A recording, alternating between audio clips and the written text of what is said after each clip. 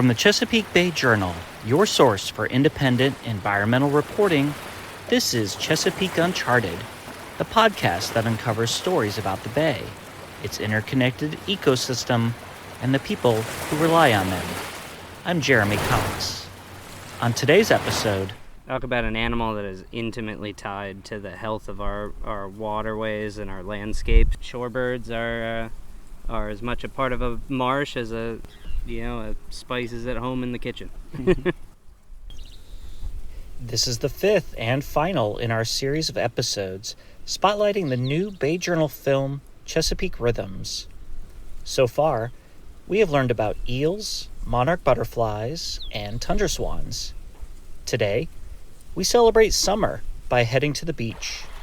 You can find all sorts of things there: lifeguards, seaweed, dolphins, and plenty of waves. You're also all but guaranteed to spot a shorebird or two. So that's our focus today. First, let's listen to the segment of the film that deals with shorebirds. Spring and fall, the coast from Virginia to Delaware swells with bird life, seeking sanctuary and fuel along migratory routes that span whole hemispheres.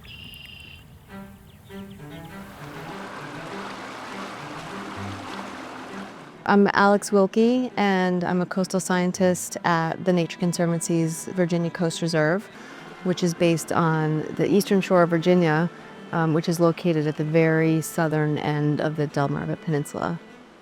I started working here almost 22 years ago, and I was doing my graduate work with American oyster catchers, looking at the impacts of predators and predation on their nesting success. I immediately fell in love with this place. There's no other place like it on the entire Atlantic coast.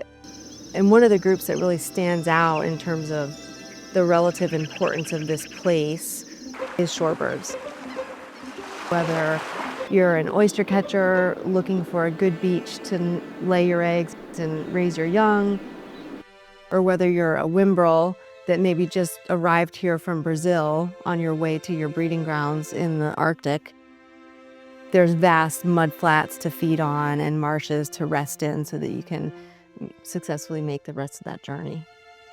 If you think about these birds flying along the Western Atlantic Flyway, they've spent all their fat reserves, they've spent all their energy, they need to stop and rest and refuel for a period of weeks. Places like the Virginia Coast Reserve, where you have 80 miles of undeveloped barrier island coastline, that is a sweet spot for them. Within our migratory bird program here at VCR, we really have some amazing opportunities to not only manage and protect shorebirds that are on the ground right here in our backyard and using this system, but we also have a really good opportunity to study these birds and look at where else do they go during the rest of their life cycle. So this is an eastern willet. There are two types of willets in the world. There's a western willet that breeds in the middle of the United States, and then there are eastern willets that breed along the coastal Atlantic and to the Gulf of Mexico. During that breeding season, they're here till about September in our region, maybe even a little bit late into October. And then they migrate over the ocean, over the Atlantic towards Bermuda, and then they drop straight down to South America. So they're long-distance migrants. They're traveling about 4,000 miles in one direction. There's amazing technology that's available right now that you can put on these birds to track their movements. And there's all different kinds, but one kind that we're using right now is called a GPS transmitter. These are very small devices. They're solar-powered devices, so they can continually recharge their batteries. We position these around the legs, not the wings. So we want them to still have full range of motion. They're collecting a data point every 10 minutes or so. They're also collecting altitude, which is the most important part of our project, essentially, which is relating their migration to an offshore wind site that's being developed out of Virginia Beach. What we're trying to gauge is how high these birds are flying and if they might be impacted by the turbines that are being developed out there.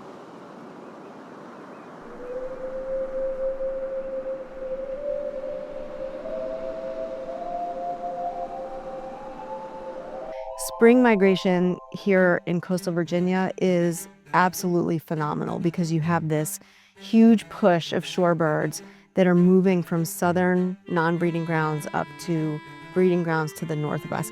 And that all happens in a relatively short period of time because these birds are wired to get to their breeding grounds, get to business, do what they need to do, and then get back to their non-breeding grounds. We have one opportunity here in particular called the Wimbrel Watch, which is a really incredible time of the year. So late afternoon, as night falls, we sit out on the marsh and we watch these birds rise up out of the marsh and head to the north and northwest of us. Some of those birds will literally not touch the ground until they reach their breeding grounds thousands of miles away. And so they can be flying for 3, 4, 5 days nonstop. So it's an incredible event.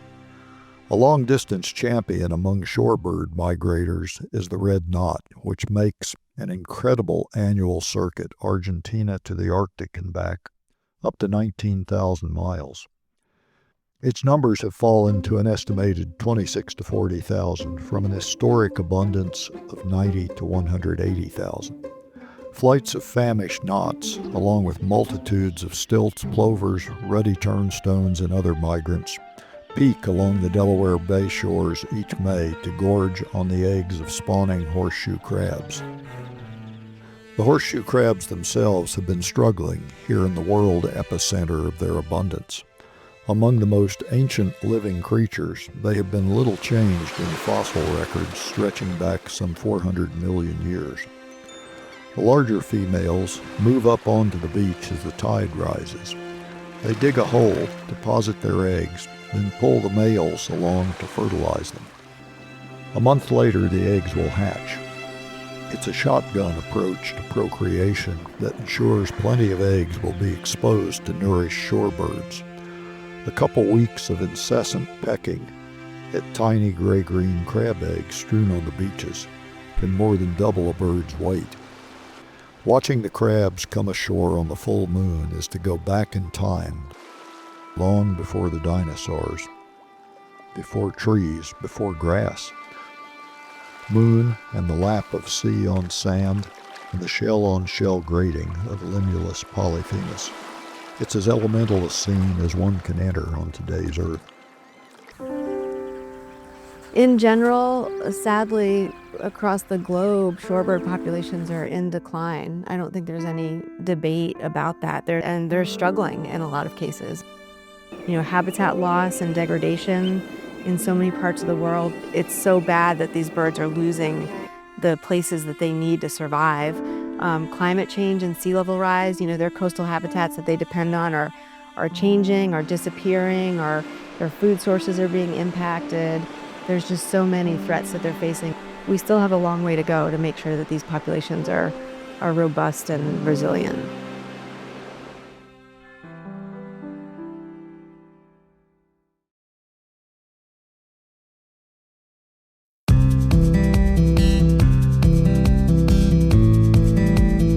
Hi, this is Laura Lutz, editor at the Chesapeake Bay Journal. I hope you're enjoying our podcast, and I'd like to invite you to join the community of Bay Journal readers. If you care about climate change, wildlife, clean air, healthy communities, and of course the Bay and its rivers, you'll find news you can use at the Bay Journal, along with some great ideas for outdoor travel. Our subscriptions are free. Check us out at bayjournal.com and click on subscribe to start receiving the best independent environmental news in the Bay region.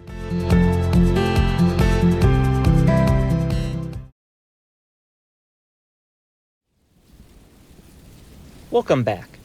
On this season of Chesapeake Uncharted, we've been taking a behind-the-scenes look at our new Bay Journal film, Chesapeake Rhythms. It explores the migration of 4 creatures that spend at least part of their lives in the Bay region. Today, we have our sights trained on shorebirds.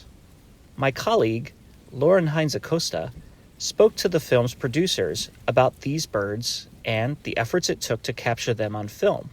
Dave Harp directed the film and acted as cinematographer. He is a photojournalist and has been capturing the bay on film for more than 30 years. Tom Horton wrote the script, and you can hear him in the film as the narrator. He has written about the Chesapeake Bay for the past 50 years. Sandy Cannon Brown edited the film.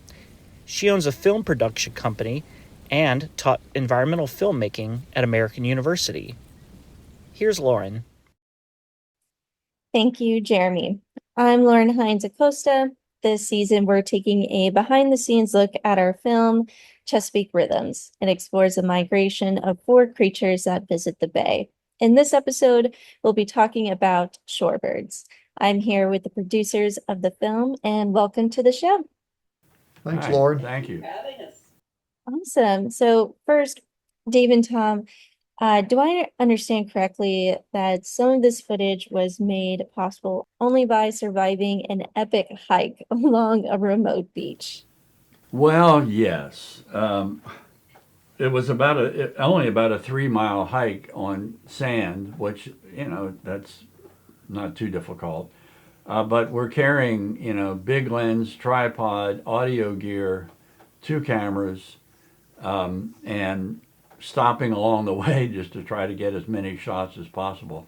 Yeah, by the end of that hike, I was pretty much spent.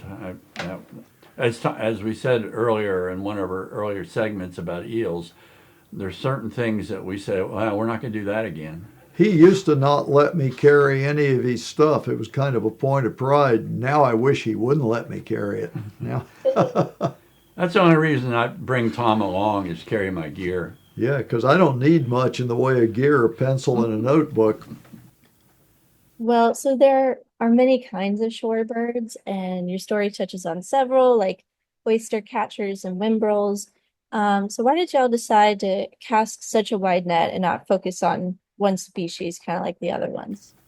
Well, to go back even further, if there's one theme or one of the big themes that's run through our work over our whole careers, it's the edge of land and water, the coastal edge, the bay edge.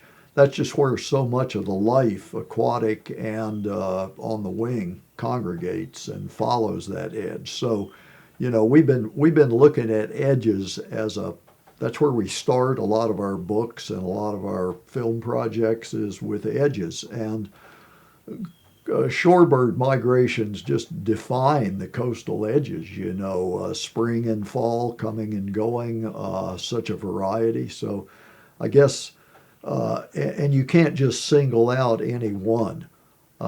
There's so many and they have such different lifestyles. Some are threatened, some are healthy. I don't know. Is that well? And and also you can see from the footage that we shot that they're all interspersed. I mean, there's not like, okay, here's a flock of whimbrels coming in, and then here's a flock of oyster catchers or whatever.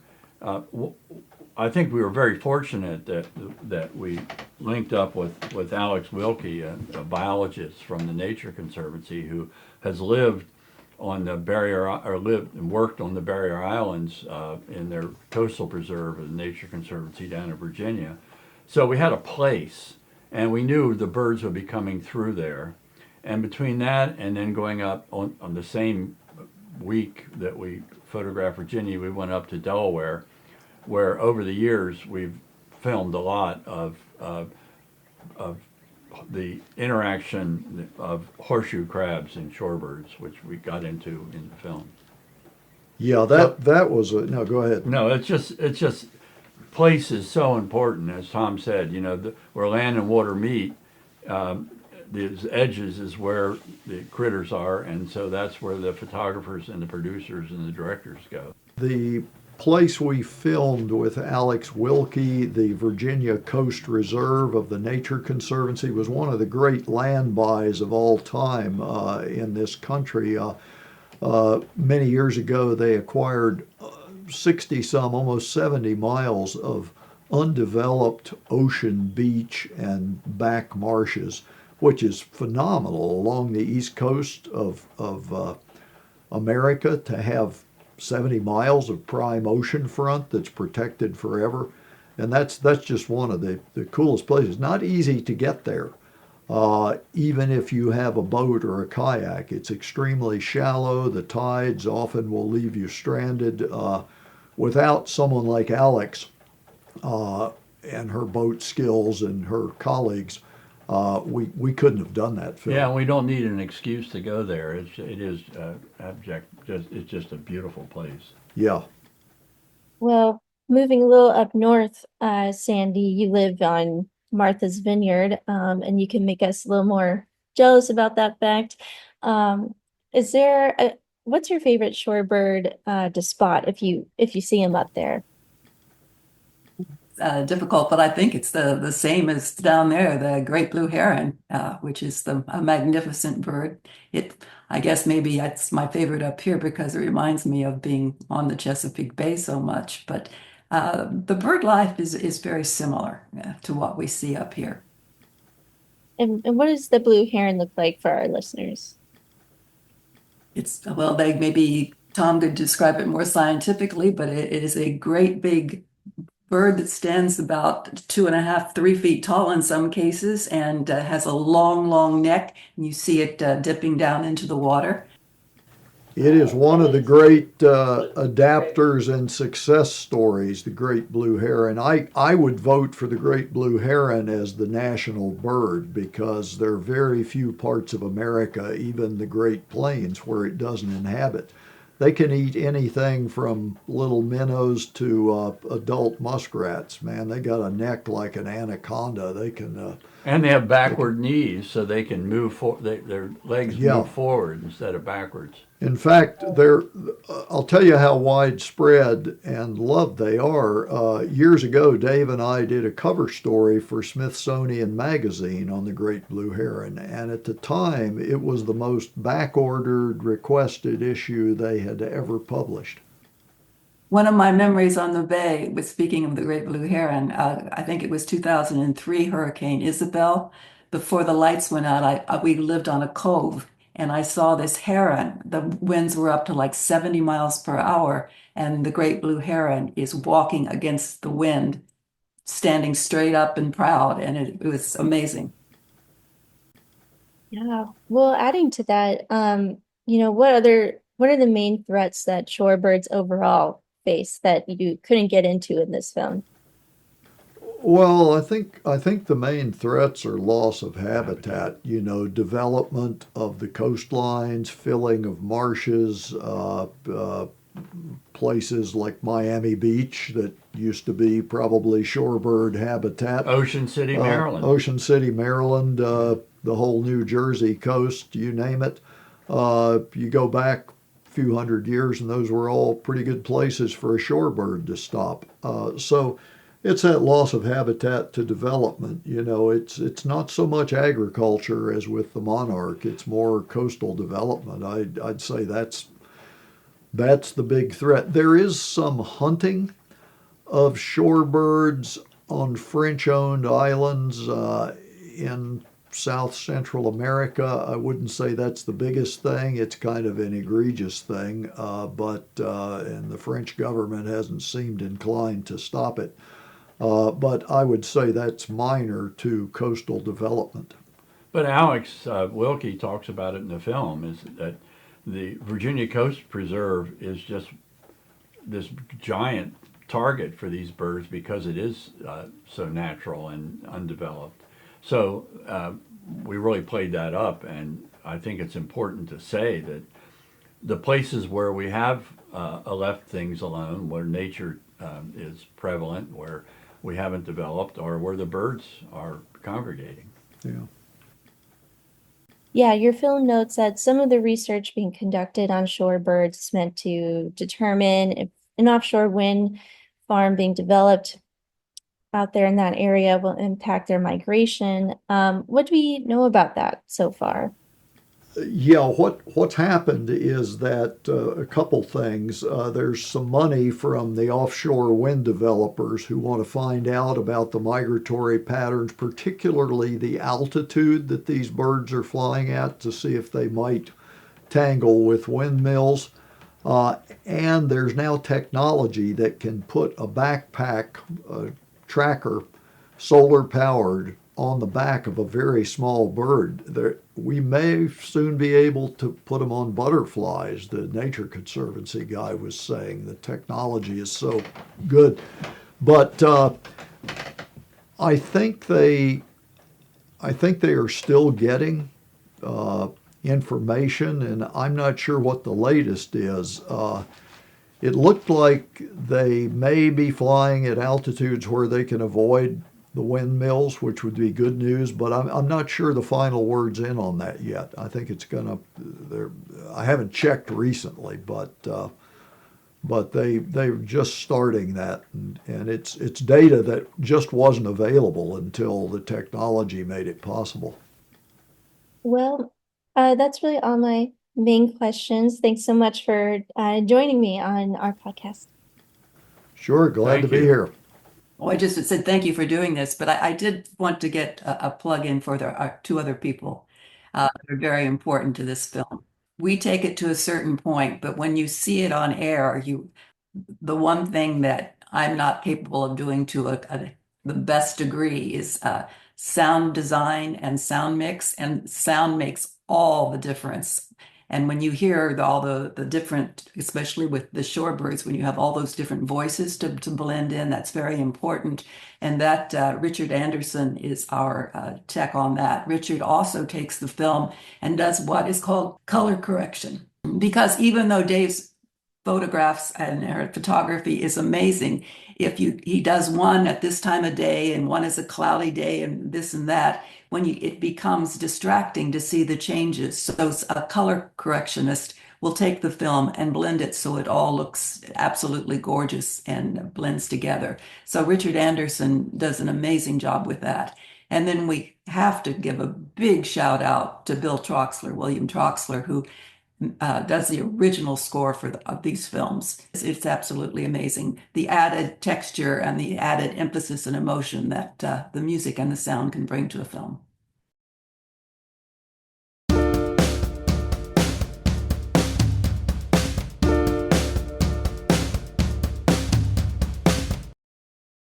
On now to our final segment. An audio postcard from the Delmarva Peninsula.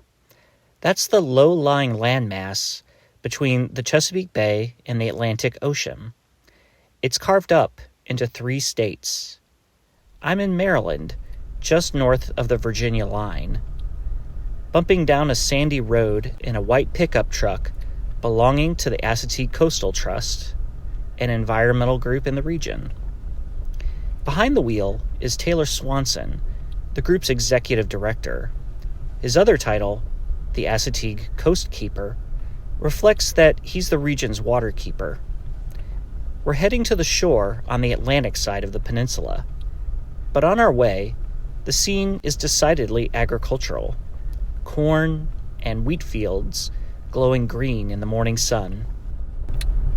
We were just saying this last part of the trip was classic Delmarva, right? And you had a good explanation for that. What does it look like? Coastal Iowa, here we are. Coastal Iowa. But we just got off onto this very sandy dirt road here, very rutted, and just changed completely. What are we heading into here? We're heading out into one of the central parts of Chesapeake Bay, where we got a pretty cool spot with a mix of habitat that all culminates in a very large salt marsh with a very large salt marsh pond that tends to attract a lot of our migrating shorebirds. The scenery eventually gives way to a pine-dominated forest for a mile or so. Then, the trees peter out. There's no longer a canopy overhead. The sun shines hard into our eyes.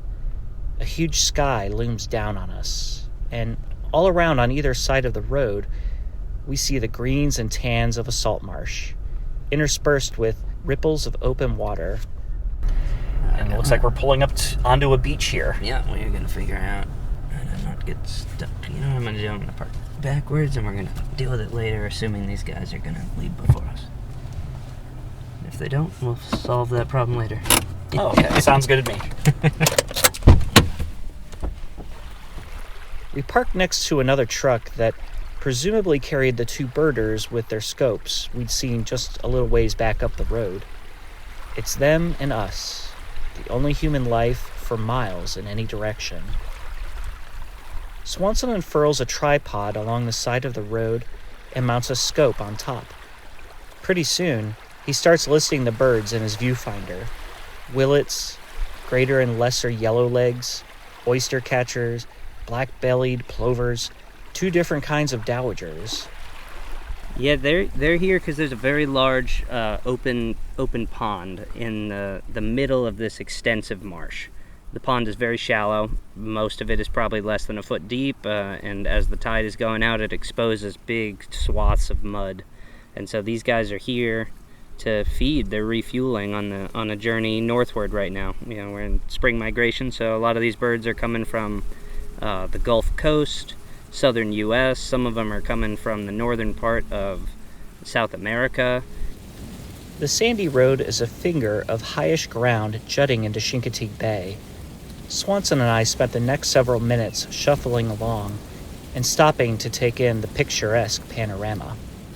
Between me and the water, there's a bit of salt marsh, and the birds are just out there standing in this water that could be 10 feet deep, if not for the fact that they're standing in the mud flat there, and it barely comes up to their little bird knees, I guess.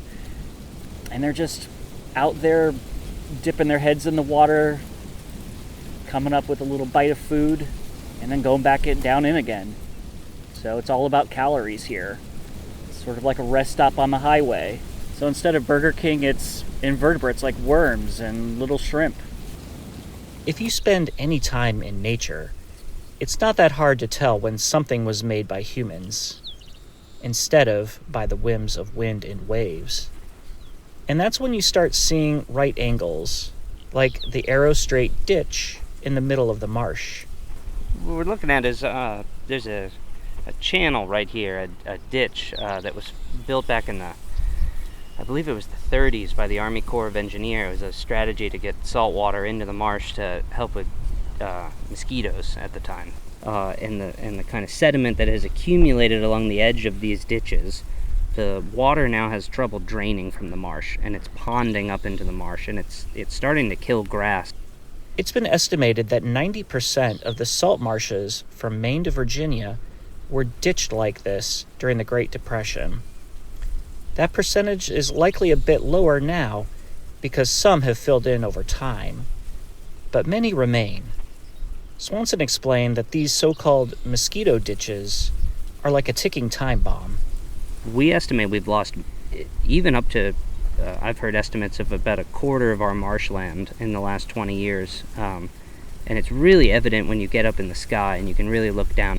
Swanson pulls out his phone where he has evidence of the phenomenon.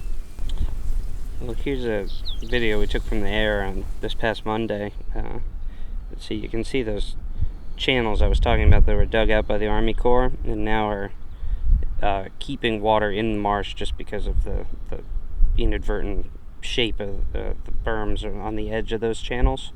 But now the marsh floods regularly and then it doesn't drain. It looks like a failed golf course development. It does indeed.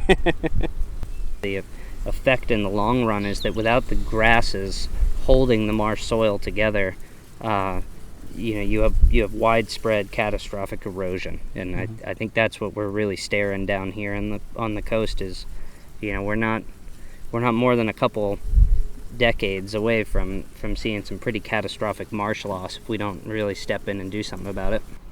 It would be bad enough that the mosquito ditches are exacerbating the flooding of marsh grasses, leading to their demise. But climate change is causing seas to rise and storm inundation to become more frequent. Where you have ditches, the marsh is even more vulnerable to flooding under this scenario. And that's bad news for shorebirds, Swanson said. Everyone that's lost, it means we're losing more birds. They don't all necessarily displace. that displacement takes a lot of energy out of them, and that might mean they don't make it to their breeding ground on time, or it might mean they don't make it at all.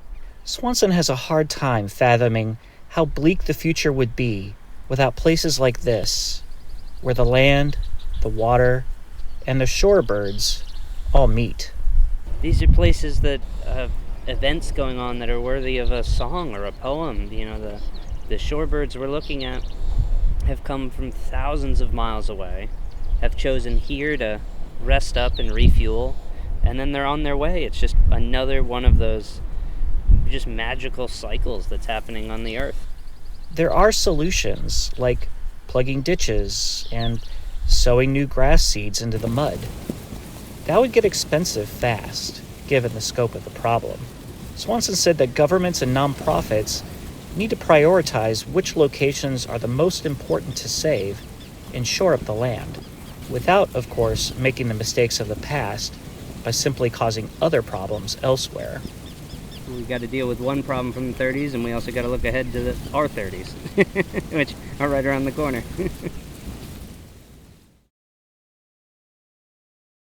Well, thank you for listening to this season of Chesapeake Uncharted. You've made it to the last episode of the season. Congratulations. On behalf of myself and my co-producer, Lauren Hines Acosta, and the entire team, we're grateful you decided to spend some time with us. Remember, the story of the Bay's restoration continues in the print edition of the Bay Journal and online at bayjournal.com.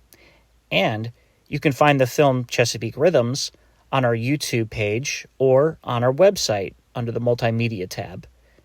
And now, on with the credits.